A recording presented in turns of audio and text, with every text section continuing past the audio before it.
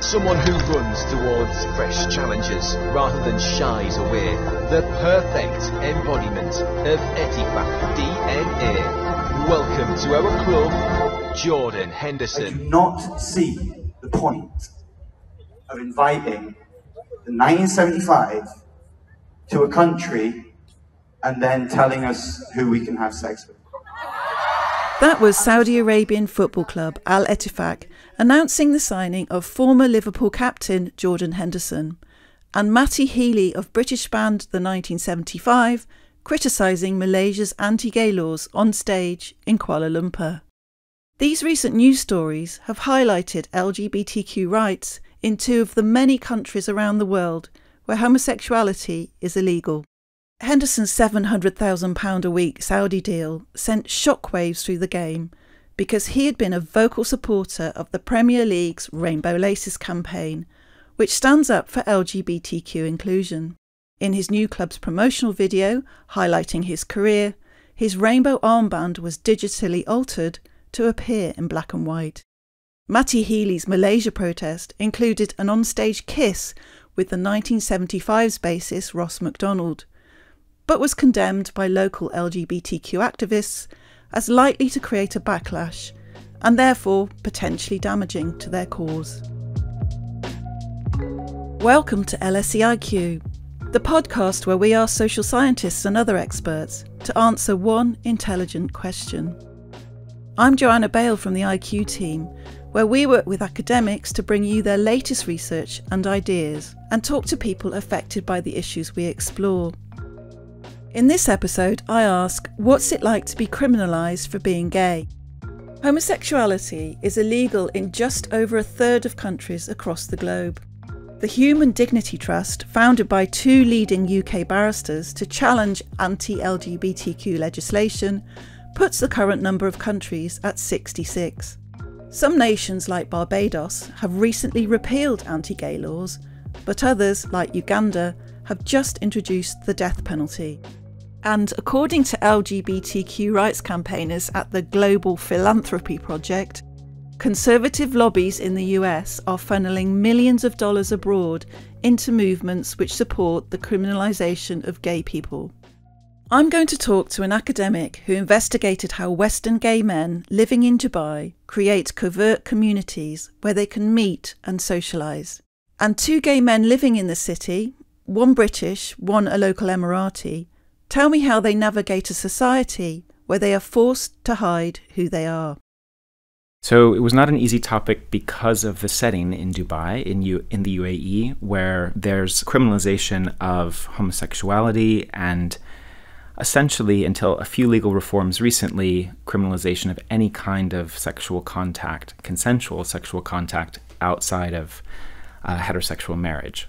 Some of that has recently changed a bit for heterosexual couples who might not be married, but the criminalization of homosexuality remains in place in the UAE and in several countries in that region. So there's quite a fearful context in which people lead their everyday lives if they are in some way LGBT identifying.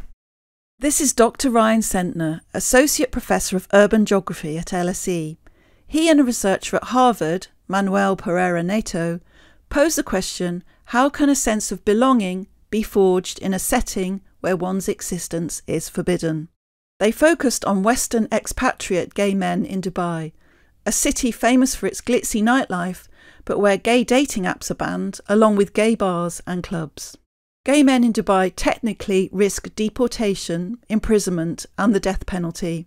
But according to the US Department of State, there have been no reports of arrests or prosecutions for homosexuality since 2015, and the death penalty has never been applied.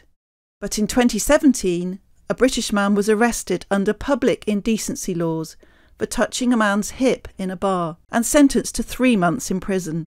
However, the charge was dropped after the ruler of the Emirate of Dubai intervened.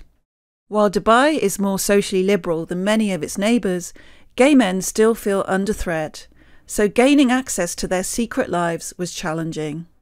So getting people to talk was, or trying to approach this, was a bit of a puzzle. I was working with a former student Manuel Pereira Neto, who co-authored a piece about this with me. And we had to rely on different kinds of personal contacts to reach people who were identifying as Western gay men living in Dubai. It helped that we were also Western identifying gay men, although not living in Dubai, but there for research visits. Ryan and Manuel spent 6 years in separate stints, conducting interviews and observing Western gay men in bars, clubs and private parties. Most gay nightlife takes place in Dubai's palatial international hotels. At first, they wondered how gay men knew where to go. These were different nights at bars, hotel bars, and event spaces in different parts of Dubai, almost always connected to a hotel and always a kind of irregular night, irregularly occurring. So the night itself might be advertised online in some way, but it would never have any kind of use of gay, LGBT, queer, etc., no euphemisms, no rainbow flags, but it would be known through word of mouth, through different WhatsApp friend groups or expat networks that, okay, this night at this place is going to be a gay party. These are quite public spaces, so what does a gay party mean in this context? It would be quite possible for someone to stumble onto one of these nights, and if they weren't looking for it, not to be aware that it had quite a lot of gay men present. Because these would usually be quite sort of calm affairs that will just look like a bar in some generic 5-star international hotel. And not necessarily in fact, rarely having gay-associated club anthems that you might hear in a number of other forwardly LGBT-identifying venues in other cities in different parts of the world. But every now and then, you would have some kind of gay-associated diva or anthem. It could be Beyonce, it could be Celine Dion, it could be Ariana Grande, and the crowd would just erupt with a kind of outpouring of performance and happiness and lip-syncing or singing along, and then quiet down again. So it always felt like these spaces were on guard. Western gay men at these events said they limited their alcohol intake for fear of making the wrong move on the wrong person, someone who could end up calling the authorities. But the researchers also discovered other, much more exclusive events in private settings, which provided an extraordinary amount of freedom.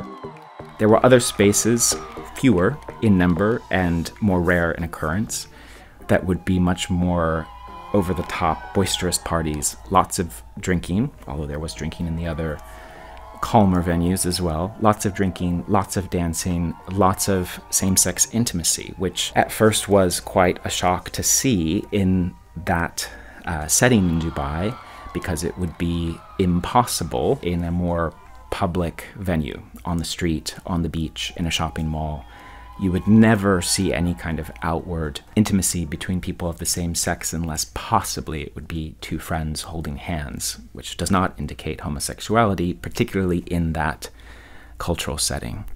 But to see two men kissing or dancing together very sexually, provocatively, was limited to those kinds of spaces, which were quite detached, sometimes literally in the desert, sometimes in a private rented space, in a very exclusive rooftop bar that might have been rented out. These would typically be staffed, and staff would rarely intervene, but occasionally would. And the exact logic of intervention was always a bit difficult for me to work out, because it could be that men were interacting in a apparently quite sexualized way, and that wouldn't seem to spark as much concern from security staff. Now, when I say in a sexualized way, I'm not talking about actual sex, but something that would appear very sexual on the surface, or simulating sex. But more tender moments between people where there seemed to be a a real intimacy or relationship, that seemed to evoke a bit more of a reaction. Not an angry or especially strong intervention by security staff, but a kind of walking over and asking people to calm down a bit, to simmer down a bit.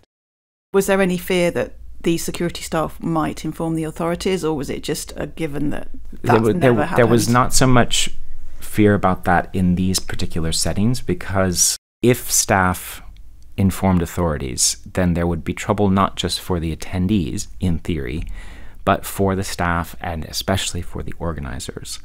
So there was a kind of guarding of this. Now, it's possible that there could be a falling out and someone might report these sorts of events after they're no longer working here, but I'm not so aware of that. Eventually, Ryan and Manuel became trusted enough to be invited into expatriate gay men's homes for private parties. Those were accessible after getting to know people quite well, so that there was enough trust to be accepted into those spaces.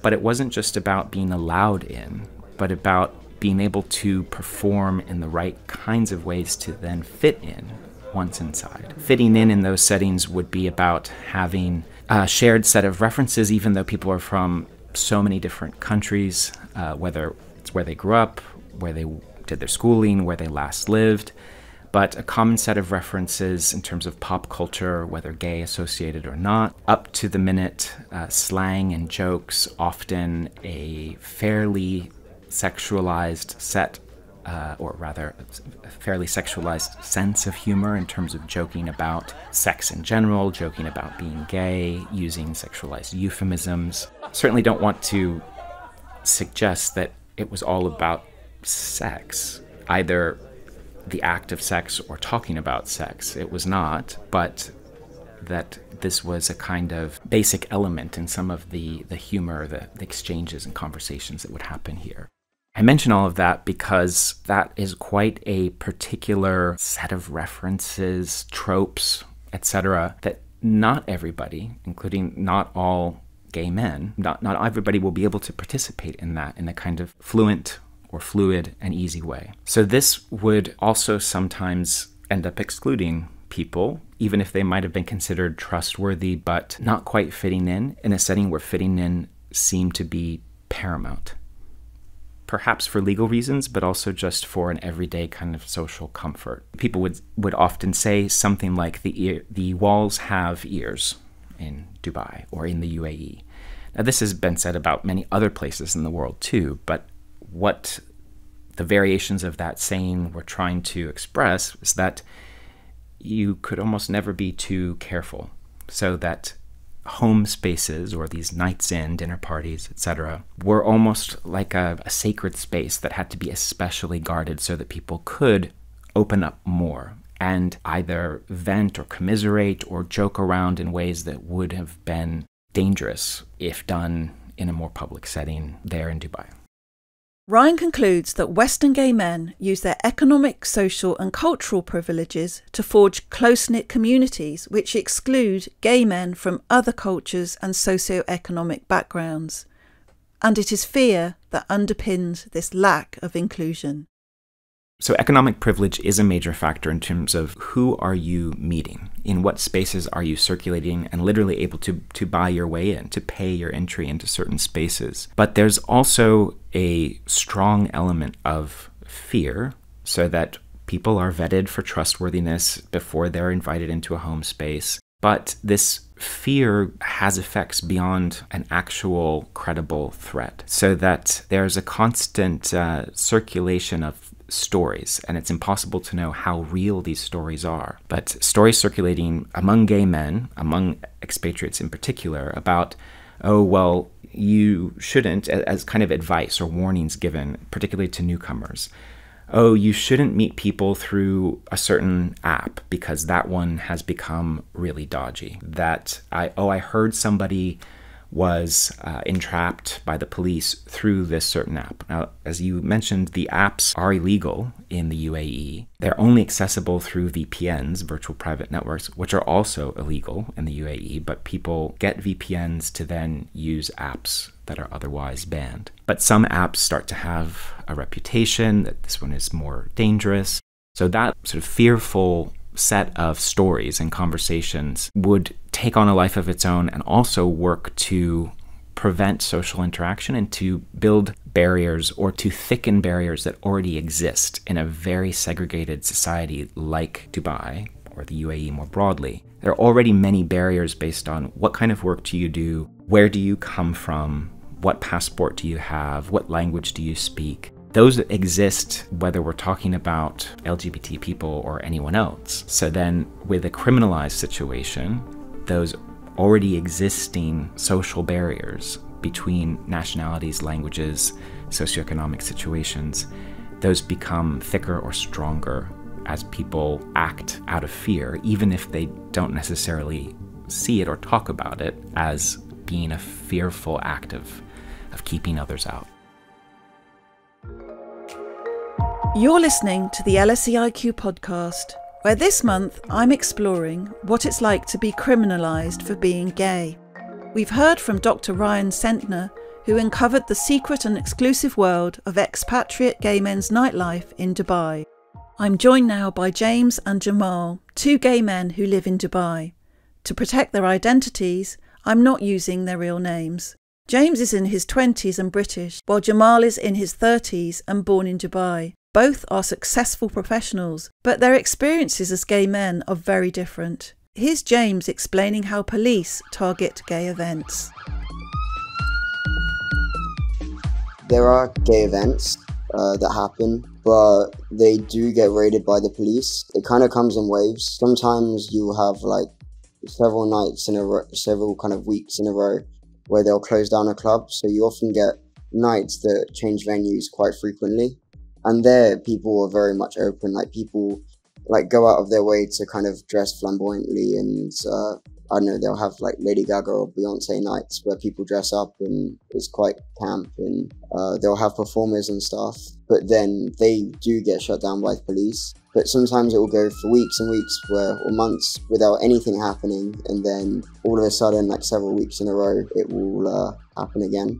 People like Western expats wouldn't get arrested. It's more the locals that would get in trouble. James is used to being verbally abused in public and sometimes physically threatened. He talks about one night out with his boyfriend, which ended in violence. When we're at like a non-gay event or anything, then we make a explicit effort to like not show that we're boyfriends. But I don't know whether I slipped or whether the waiter overheard something, but then he started making these comments to us while he was serving, and it was like, okay. And then I went to go get the bathroom, and then the waiter came with a bouncer, and they were like, you can't go to the bathroom. And I was like, yeah, because my boyfriend was like, at the time, he was, oh yeah, I'll come with you. Not to do anything, no, like funny business, just genuinely just both need to go to the bathroom. And they came, and we were like, okay, well, can one of us go? And they were like, no, sit back down. And I was like, okay. So anyway, we paid, we left, and then the waiter followed us home and followed me to the apartment building, and then we could tell he was following us, try to like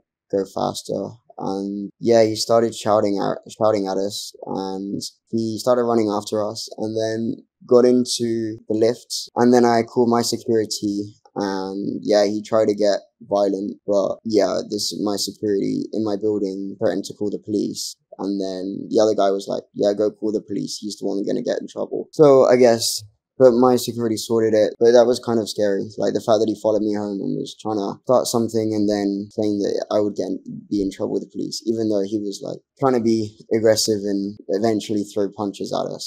James says the situation in Dubai for Western gay men remains challenging, but is slowly improving.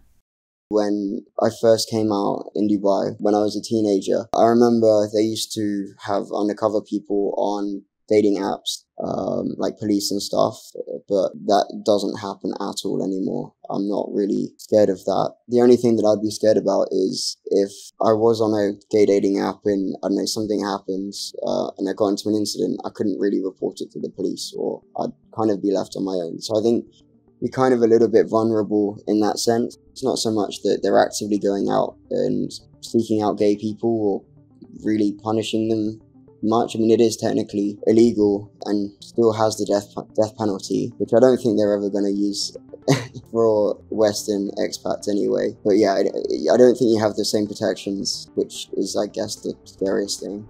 Do you feel like you're not really living your full life, or is it just one of those annoying things that you have to get used to? You know, I just wondered if you kind of think, oh, I need to get out of here, this is too much, or whether you're pretty chilled about it. Here's my home. I don't think I'd ever go back to the UK ever again. I mean, to visit, sure, but I do not see myself ever like living in the UK. And I'm not saying that it's amazing, and I'm not saying that it's right. There are problems with the country, but I think there's gonna be some things about any place that you live that's in any kind of facet of your life that isn't always gonna be 100%. And I think for me, the lifestyle that I've got here and the friends and the opportunities I've got outweigh the other side. For James, the advantages of living in Dubai outweigh the disadvantages. He has a well-paid job, his own apartment, and a more luxurious lifestyle than the UK would offer. He also has family living nearby who are very supportive. But for Jamal, a local Emirati, it's a different story. Cultural expectations mean that he is under enormous pressure from his family and Emirati society to completely deny his sexuality. His words are spoken by an actor. For me, when discussing families, I would say it's a little bit sensitive because you're dealing with a lot of trauma, really, from a young age. Because we've always been taught, like, you know, don't shame the family, don't ruin the reputation. Because how things happen in this part of the world, sometimes it's not even about the laws, you know? Everybody tackles these issues within society, within family boundaries. So every family entices their children not to engage in these activities or not to express yourself in that way. Because if you do so, then you bring shame to the family. Then you ruin the family's reputation. I will explain why reputation matters here. Because the way you can get anything done, at least for locals, you know, for local families, is definitely tied to reputation, money and all of that, connections. The way you do that is having a good reputation. If one individual ruins that reputation, you kind of ruin it for everyone. It's not just you. So I think for a child to have that burden, it's a little bit too much and definitely overwhelming. And that's why I always detached myself from the culture. Definitely respect it because I kind of have to, but definitely don't relate to it.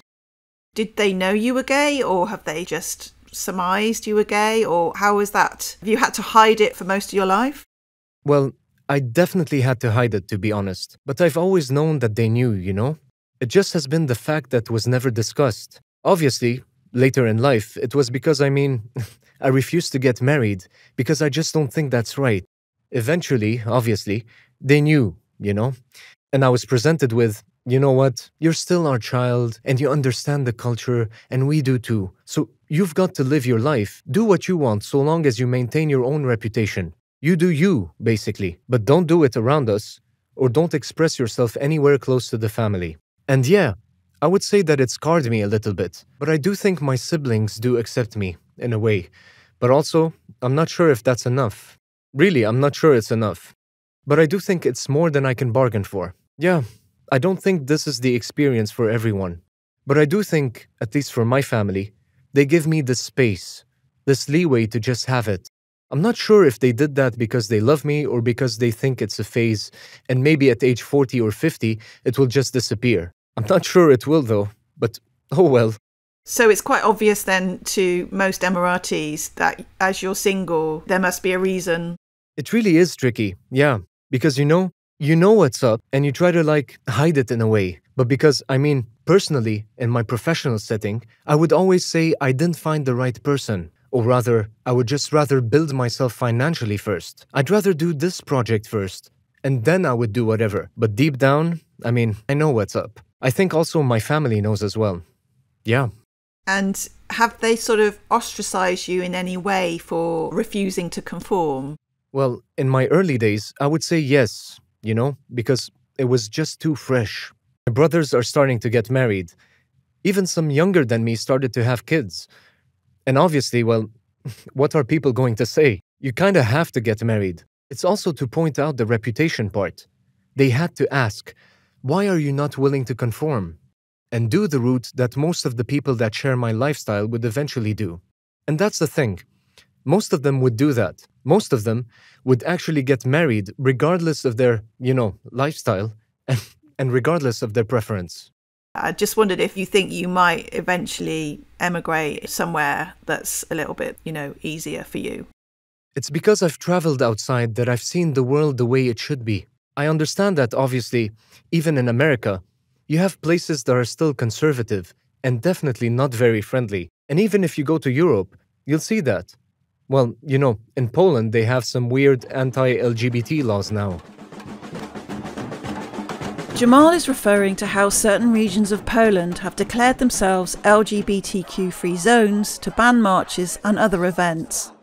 Same-sex relationships are not legally recognised anywhere in Poland, and same-sex couples are banned from adopting children. So I understand that even in the West, there's still a pushback towards LGBT issues. But I do believe that there's definitely a way for, people like us to definitely have families, to have a life that is worth living without being in fear of losing anything else that is also important. I would love to actually be able to express myself and also build a family of my own without having to sacrifice the one that I've already got, But sometimes you kind of have to choose. And I think I'm not sure if I want to choose just yet. Now, I think it makes more sense for me to detach myself definitely from the culture here. But not because I don't love it, but because it's unlivable, at least for me. But obviously, I would always love it. And I will always try to convince, people that are also scared to express these ideas, to express themselves, that what? No, you could definitely say it. You could definitely have a way. I think one of the means to do that is to be financially, independent. And that's definitely what I aim to do ever since I left the family's house. Because I definitely do come from a family that is, well off. But the moment I chose to live my lifestyle, I definitely detached myself from even the financial aspect of it. Because if I'm going to do this, I would rather have no help from my family. Because it wouldn't make sense. And they wouldn't support it anyway. So it always made sense for me to just work for myself. And I think I did that. And the next step is to actually seek that security elsewhere as well. So I can even leave eventually if I so choose to in the future. Definitely. What do you mean by security? Definitely financial security. Because I do have a lifestyle that I'm, used to. And I do mean also the actual security, Like where you don't have laws that are set in place against who you are as a being, Even if they're not enforced, still, it makes it easy for people to bully you if there are laws set against you. And that's why I just don't think it's fair. And I won't stand for that. Obviously, I won't be loud saying this here, but definitely for myself, I would do that. Yeah. James and Jamal's stories highlight what it's like to be criminalised for being gay in a relatively liberal city like Dubai. In other countries where homosexuality is illegal, they could run a much higher risk of being imprisoned, executed or murdered. For James, life in Dubai is blighted by a fear of being threatened rather than protected by the law, and wanting to enjoy a night out without the venue being raided by the police. For Jamal, it's more an existential struggle with a deeply conservative culture where homosexuality is taboo and gay men are expected to conform by marrying women and having children. The final word goes to Dr. Ryan Centner, who told us earlier about his research on Western gay men in Dubai. I asked him about the state of LGBTQ rights around the world and whether he thinks the overall situation is progressing or regressing. He recommends a book by gay South African writer Mark Gavissa called The Pink Line, The World's Queer Frontiers. It tells individual stories of LGBTQ people across the globe. It does a very good job, I think, of trying to project the very different sorts of situations that people are facing in different countries around the world, how in some places it's a problem of, or it's an issue of being public about one's sexuality or one's relationship. Sometimes it's about one's political activities.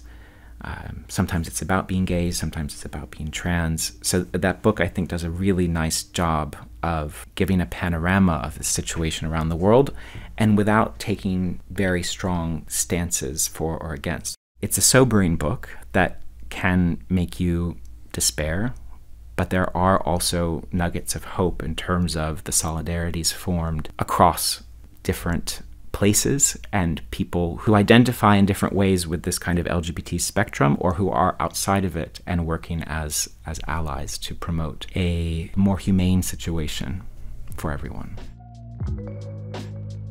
This episode was produced and written by me, Joanna Bale, and edited by Oliver Johnson.